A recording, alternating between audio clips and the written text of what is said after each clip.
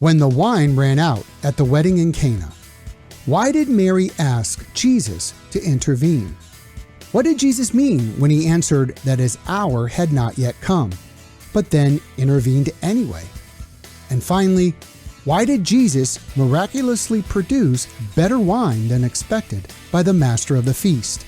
Let's dive into the text on today's episode of the Glowing Coals podcast.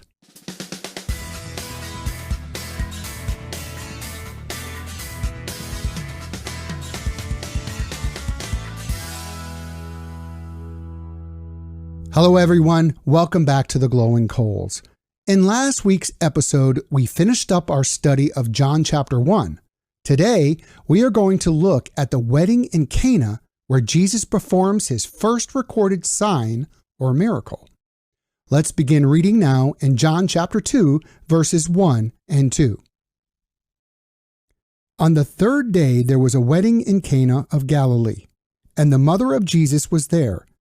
And both Jesus and his disciples were invited to the wedding. Notice here that the author mentions that it was the third day.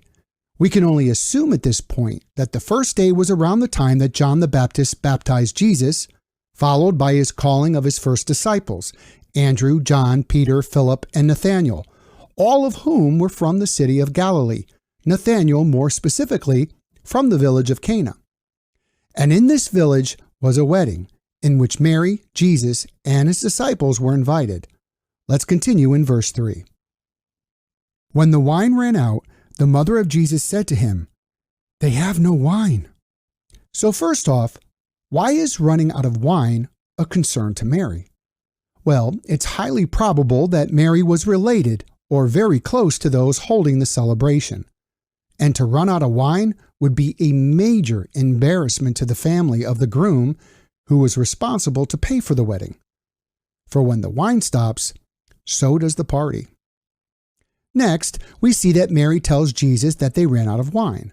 We can only assume at this point that Mary knew Jesus had the power to fix the problem so that the wedding could continue without a hitch. Let's continue reading in verses 4 and 5. And Jesus said to her, "Woman, what does that have to do with us? My hour has not yet come." His mother said to the servants, "Whatever he says to you, do it."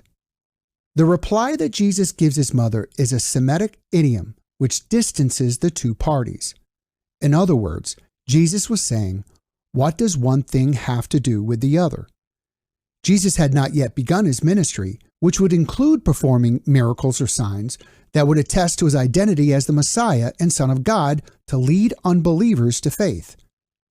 When Jesus said that his hour had not yet come, he was referring to his death, an exaltation that would precede the blessing of the kingdom of heaven on earth. Performing a miracle by producing wine was outside the scope of its intended purpose. Mary then tells the servants to do whatever Jesus tells them to do.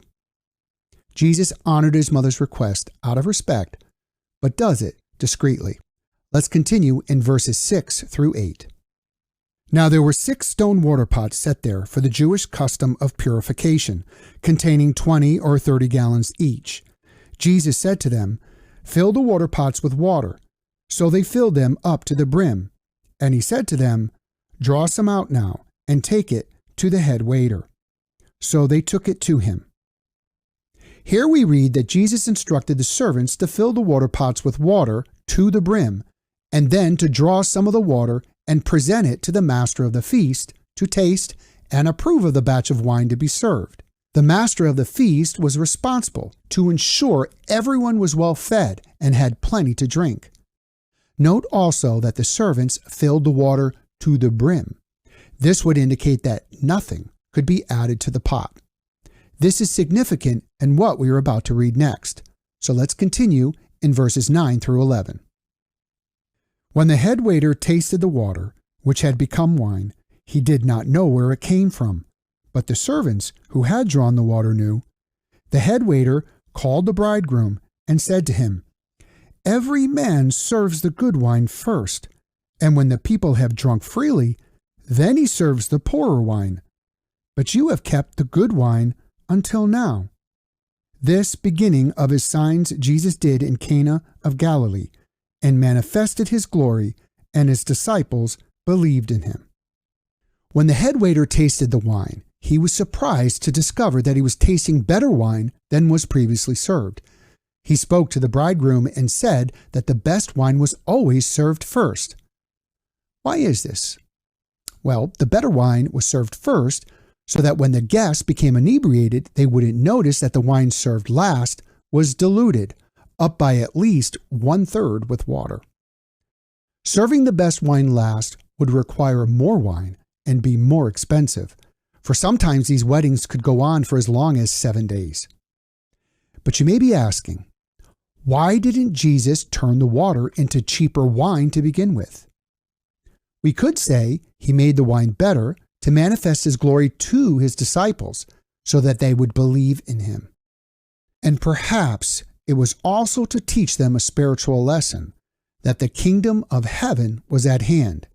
And Jesus, our bridegroom, demonstrated through this miracle that the best is yet to come. If you want to know more about Jesus, then please like this episode and subscribe to the Glow and Coals podcast. Don't forget to click the bell for future notifications. Also, consider sharing this episode with others and leaving a comment. If you're listening on Apple Podcasts, you can help us reach more listeners by rating us and leaving a review. Thank you for listening. Until next time, Godspeed.